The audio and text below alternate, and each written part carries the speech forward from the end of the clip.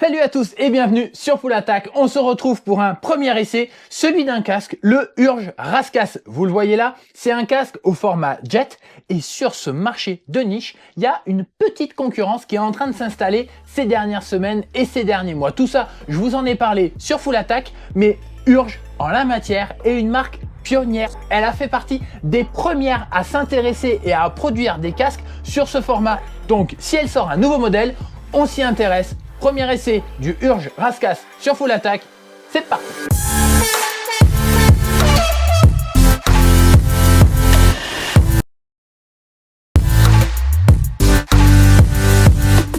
Alors, on va commencer par toucher deux mots à propos du format de casque qu'on appelle jet. Parce que parfois, c'est un terme qui est un petit peu tendancieux. Pour certains, un jet, c'est ni plus ni moins que le casque comme ça, quoi, ouvert. Open face d'ailleurs, open face aussi, c'est un terme un petit peu tendancieux. Open face, ça regroupe un petit peu tous les casques qui sont ouverts au niveau du visage, tout simplement. Dans tous les cas, ce qu'on appelle un casque jet, c'est bien un casque qui couvre les oreilles, qui est ouvert au niveau du visage et qui n'est pas doté d'une mentonnière. On le voit ici, ça vient chercher jusque sur les joues du pilote. Alors, pour désigner ces casques jet, il y a différents termes. On parle aussi parfois de casques semi-intégraux ou de 3/4. Bon, dans tous les cas, c'est à propos de ce format-là qu'on va parler aujourd'hui. Les casques jet, c'est un petit peu une niche sur le marché du VTT. Ça a parfois du mal à se faire une place sur le marché entre les casques les plus légers et les casques les plus lourds à mentonnière. Bon, c'est pas parce que c'est une niche ou que ça représente une petite portion du marché que c'est pas intéressant de s'y intéresser. Au contraire, parfois c'est cette diversité qui apporte des nouvelles visions et des choses intéressantes à dire. Donc cette fois-ci, on s'intéresse au Urge Rascasse qu'on a reçu chez Full Attack et qu'on s'est empressé de sortir de sa boîte. Alors, ça aussi, c'est quelque chose que j'ai pas nécessairement l'habitude de faire dans les vidéos sur Full Attack. Le unboxing en lui-même, vous sortir un produit de sa boîte en soi, c'est pas toujours très intéressant, mais là, pour le coup, il y a quelques petits détails qui méritent l'attention. En premier lieu, quand on ouvre la boîte du Urge Rascasse, la première chose qui saute aux yeux, c'est le message sur le crash replacement. En gros, le casque est garanti 2 ans contre les contrefaçons et les défauts de fabrication, mais surtout, pendant 5 ans après la date d'achat, si vous avez la preuve d'achat, la facture, le ticket, etc., Urge vous remplace le casque si vous vous crachez avec et que vous le détruisez contre 50% de la somme. Donc grosso modo, vous en avez un deuxième à moitié prix. Forcément, je vous souhaite pas de vous cracher, mais ça peut compter. Le deuxième détail, forcément, c'est ce qui va avec l'image de la marque Urge qui se veut en pointe sur tout ce qui est protection et respect de l'environnement. Et bien forcément, quand on sort le Urge Rascasse de sa boîte et qu'on se rend compte que le sac, là, a un bel aspect de sac en maïs, on se dit que forcément, il y a un petit effort fait de ce côté-là. Et finalement, quand on se penche sur les caractéristiques du sac, il est bien en maïs et surtout il est compostable. L'air de rien, le petit détail qui va aussi sur la boîte, c'est le sticker ERT qui est juste là. Il est bleu, on peut pas le rater. Alors, c'est quoi le RT? En fait, le RT, c'est ces petits patchs bleus qui sont à l'intérieur du casque et qui sont là pour lutter contre les forces rotationnelles en cas d'impact. On les voit là, au fond du casque. Alors forcément, vous comprendrez qu'il y a une petite guerre marketing sur ce terrain-là, puisque la plupart des casques du marché font appel à MIPS. Vous savez, cette petite couche de plastique jaune qu'on voit entre les mousses et la coque du casque et qui est elle aussi développée dans le même objectif. Là, chez Urge, c'est une solution autre, c'est une solution concurrente qui est utilisée et forcément, pour bien se placer sur le marché et être concurrentiel dans les rayons, la marque a besoin de le faire savoir. Mais l'autre détail sur lequel j'ai envie de porter l'attention en sortant le Urge Rascasse de sa boîte, c'est son coloris. Vous le voyez ici, il est noir, mais en fait, ce coloris, il s'appelle Dark Moon.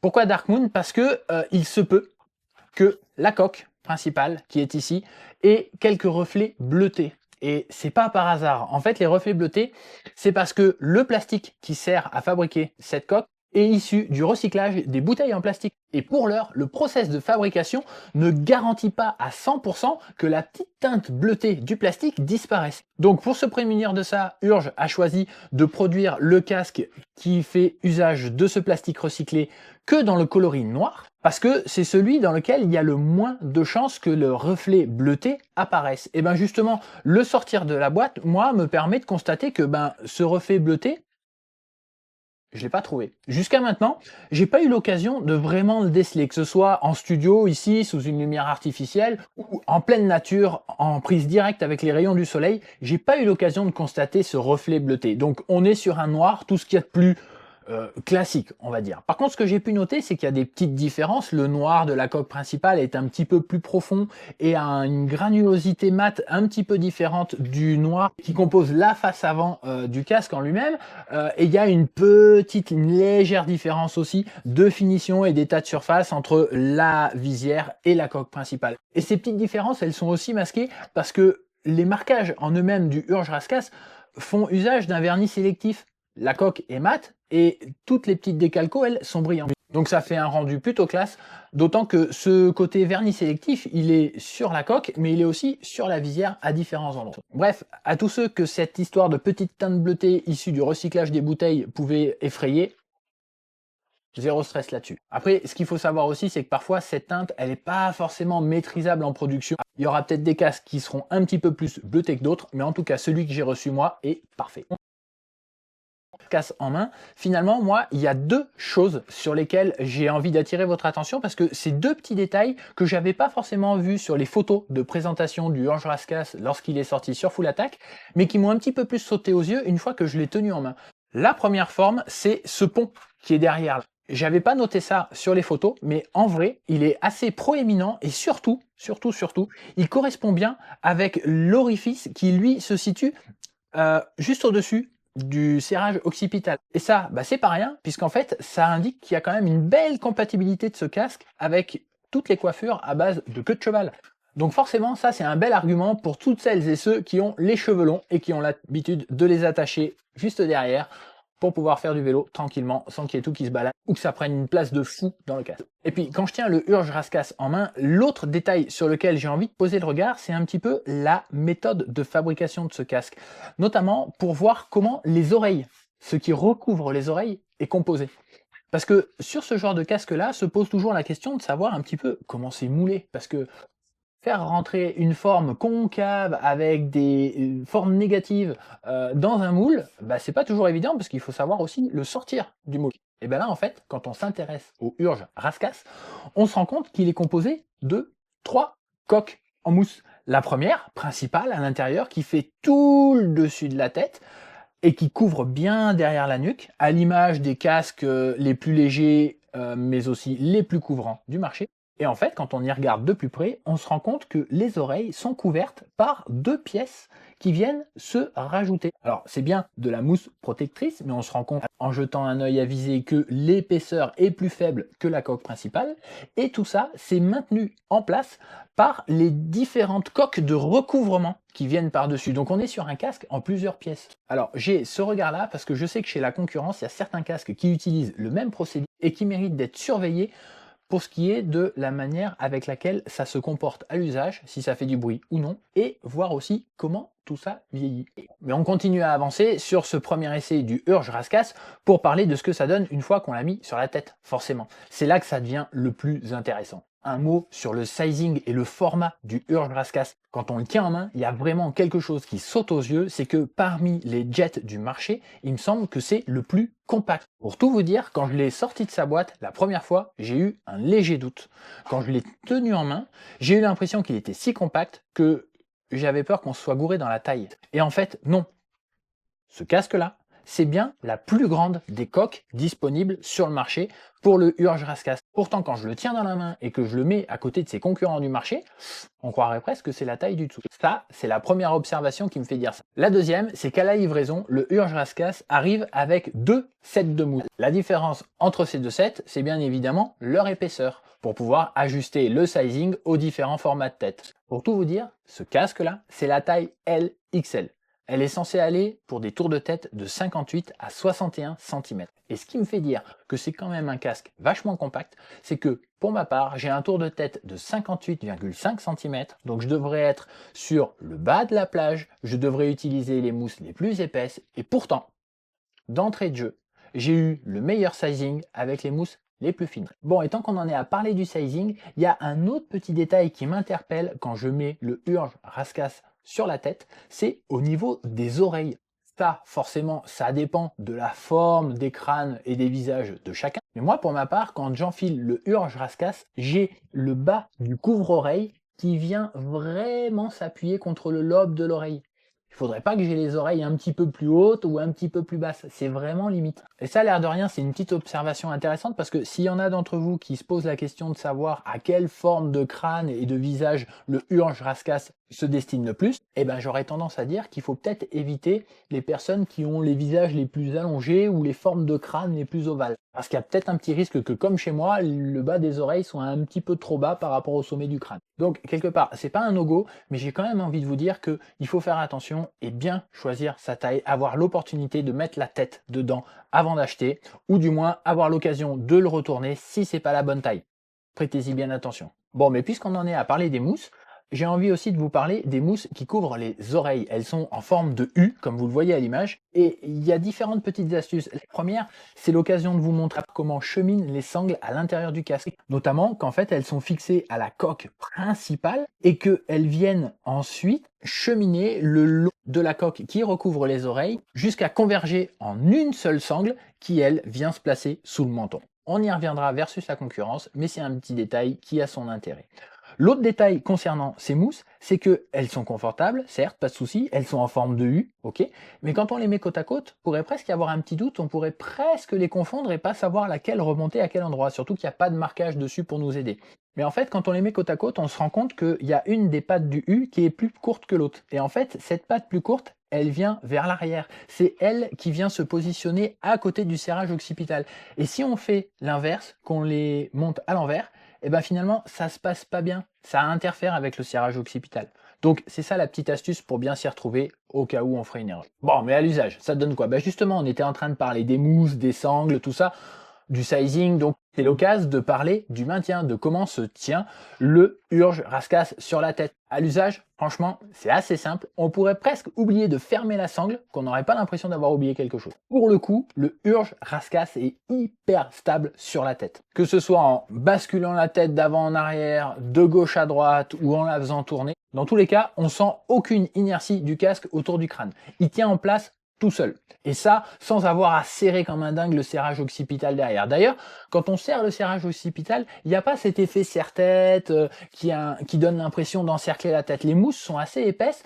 On sent forcément qu'on rajoute une petite pression, mais c'est assez bien réparti sur l'ensemble du crâne. Et d'ailleurs, si je dois donner une forme de crâne à laquelle le Urge Rascasse se marie peut-être le mieux, je dirais que c'est les crânes très ronds. L'intérieur du Rascasse me fait vraiment penser au tout premier Urge qu'il y avait sur le marché, qui était eux aussi très ronds. Pas forcément très profond, mais très rond. Grosso modo, si je dois donner des chiffres pour essayer de quantifier et de préciser un petit peu les choses, eh ben, je dirais que le maintien du casque sur la tête, il se fait à presque 90 voire 95% par l'ensemble de ce qu'il y a autour, et finalement serrer la sangle, c'est juste les 5 derniers petits pourcents qui permettent de tout maintenir en place et de bien tout verrouiller, quoi. Et ça, l'air de rien, c'est un bon signe, parce qu'il y a d'autres casques sur le marché où on a l'impression que si on serre pas la sangle, ça va s'envoler à la première secousse. Donc le Urge Rascasse, c'est vraiment un casque qui se fait oublier.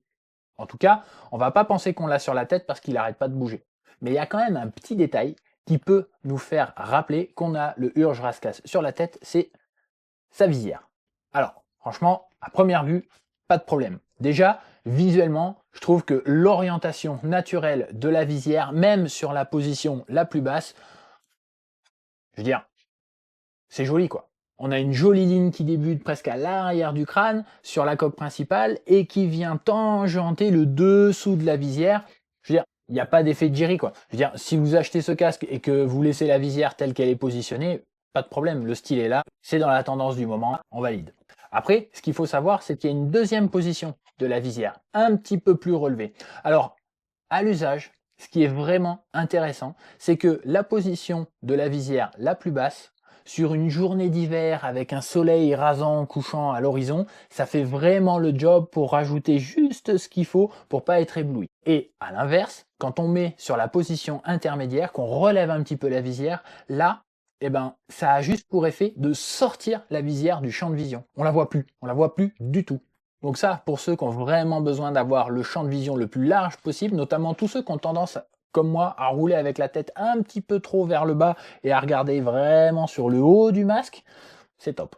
En fait, la visière, elle a deux petits inconvénients. Le premier, c'est que le Urge Rascasse est vendu comme un casque compatible avec l'usage des masques et que des fois on aimerait bien pouvoir mettre le masque sous la visière, sauf que vous le voyez là, sincèrement, avec la visière relevée, il n'y a pas la place de mettre le masque en dessous. On peut au mieux y glisser des lunettes de soleil, retourner avec les branches dans les trous d'aération, comme c'est d'usage sur pas mal de casques. Mais comptez pas mettre un masque sous la visière, ça passe pas. D'autant que, il y a un autre petit défaut à cette visière, c'est qu'elle a une troisième position. Or, la troisième position, c'est pour la démonter. En fait, c'est un dispositif de sécurité qui fait qu'en cas de chute, si jamais la visière est amenée à tourner, plutôt que d'emmener le casque et de nous étrangler ou de faire un coup du lapin ou quoi que ce soit, c'est la visière qui saute et qui s'en va. Ça, c'est super d'un point de vue sécurité, c'est génial. Sauf que vous l'avez vu, ça s'en va très vite. Et en fait, la première fois que j'ai voulu utiliser le casque et que j'ai voulu relever la visière pour voir ce que donnait la position intermédiaire, je suis allé trop haut et je me suis retrouvé avec la visière dans la main, le casque sur la tête. Il a fallu que je m'arrête, que je retire le casque pour tout remettre en place. Et je vous l'ai dit, il n'y a pas la place de mettre le masque sous la visière, mais si un beau jour l'envie vous prend, en fait vous allez attraper le masque, vous allez soulever la visière et en posant le masque, c'est la visière qui s'en va. Donc finalement, pour dealer avec ça en liaison, moi j'ai tendance à dealer à l'ancienne, mettre le masque à l'envers, c'est l'élastique qui passe sous la visière et le masque qui est derrière le crâne. Bon, et justement, il y a un autre petit truc à savoir tant qu'on en est à parler des masques, c'est que le Urge Rascasse, comme je vous l'ai dit, a un format très compact sur la tête. Et bien justement, j'ai essayé avec tous les masques que j'ai à disposition et finalement, j'en ai retenu deux qui me semblent être plus compatibles que les autres.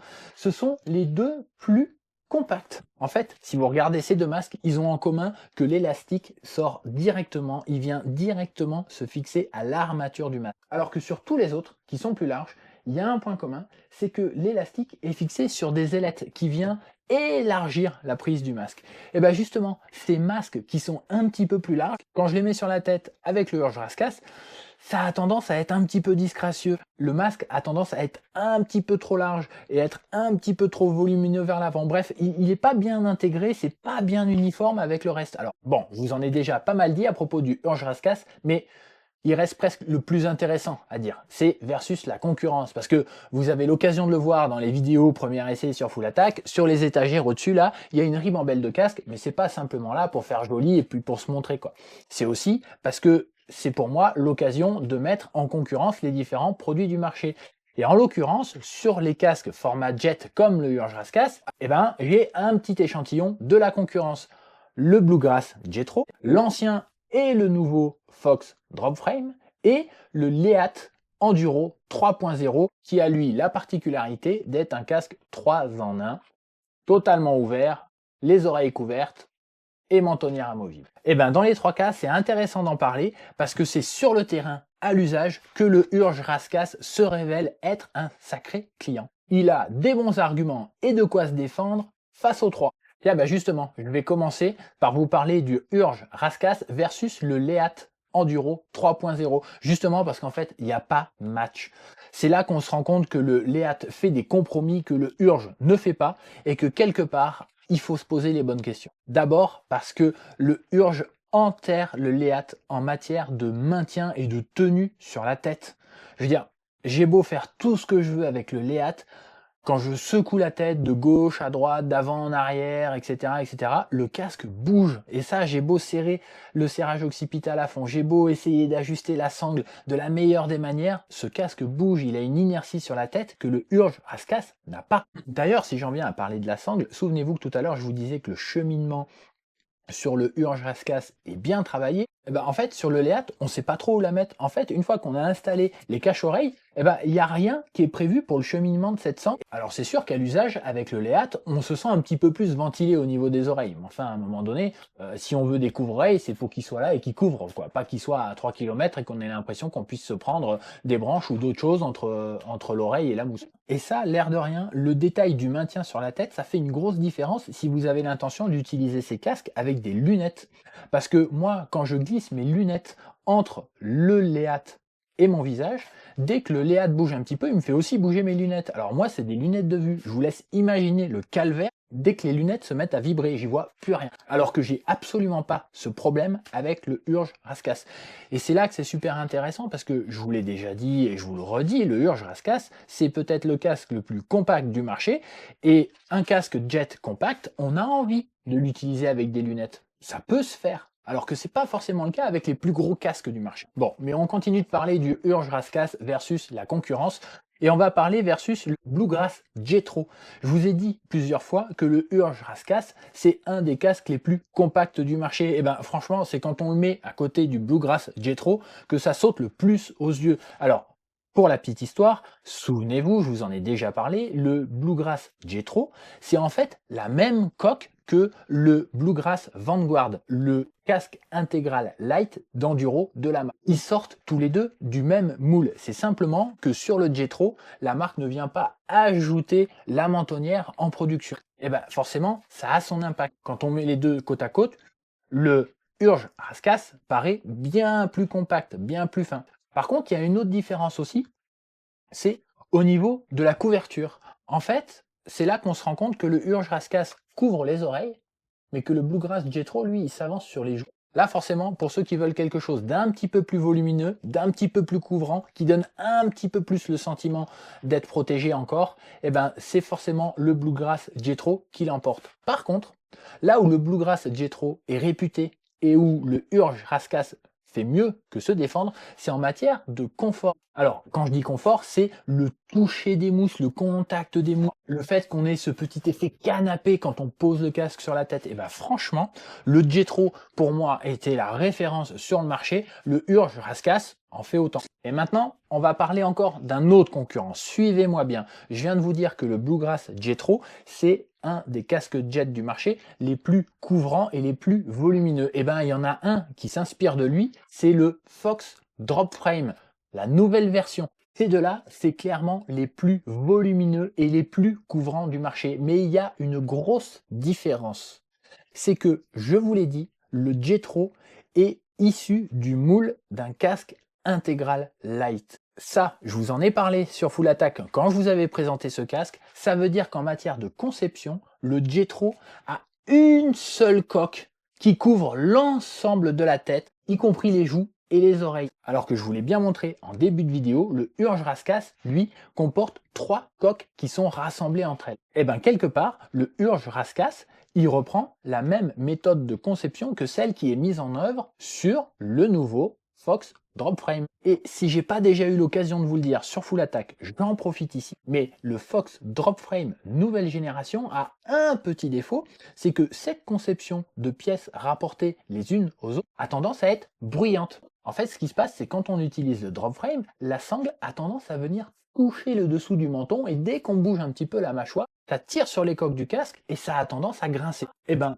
le Urge Raskas, qui pourtant partage le même concept, eh ben, il n'a pas ce défaut, il fait pas de bruit, il est silencieux. Et puis franchement, il y a un autre détail qui a son importance entre le Urge Raskas et le nouveau Fox Drop Frame, c'est le confort qu'il procure. Sur le Urge, on a l'impression de l'intérieur d'un casque rond où les mousses sont en contact avec la plupart des parties du crâne, alors que le Fox Drop Frame, il est vraiment particulier. En fait, on a l'impression qu'il n'y a que le serrage occipital qui touche le crâne. Alors, certains apprécieront parce que la ventilation est très intéressante, finalement, elle ventile partout sauf là où il y a le serrage occipital, alors que sur le Urge, l'effet des ventilations se cantonne un petit peu plus aux endroits qui sont vraiment en face des orifices. On a bien le sentiment que l'air circule moins dans le casque. Non, finalement, le Urge Raskas, il me fait penser à l'ancien Fox Drop Frame. Ils ont des points communs en termes de gabarit. Ils ont des points communs aussi en termes de conception, puisqu'ils sont en différentes coques rapportées. Et ils ont des points communs, enfin, parce que quand on le met sur la tête, eh ben, le Urge Raskas donne un petit peu l'impression de sizer comme l'ancien Fox Drop Frame. Donc finalement, tous ceux qui n'apprécient pas le nouveau Drop Frame parce qu'il a un gabarit beaucoup plus imposant que l'ancienne génération, eh ben finalement, c'est peut-être du côté du Urge Raskas qu'il faut regarder si vous cherchez un successeur à l'ancien Fox Drop Frame. Voilà, vous savez tout, ou presque, à propos du Urge Raskas. En tout cas, je vous ai glissé dans cette vidéo toutes les observations que j'ai pu faire depuis que je l'ai reçu pour essai à la rédac. Dans tous les cas, si vous avez des questions ou des choses que vous voulez que je précise, n'hésitez pas, vous me les posez en commentaire à la suite de cette vidéo sur YouTube et sur le site fullattack.cc. J'y répondrai avec plaisir. Merci de votre attention. À une prochaine. Ciao, ciao.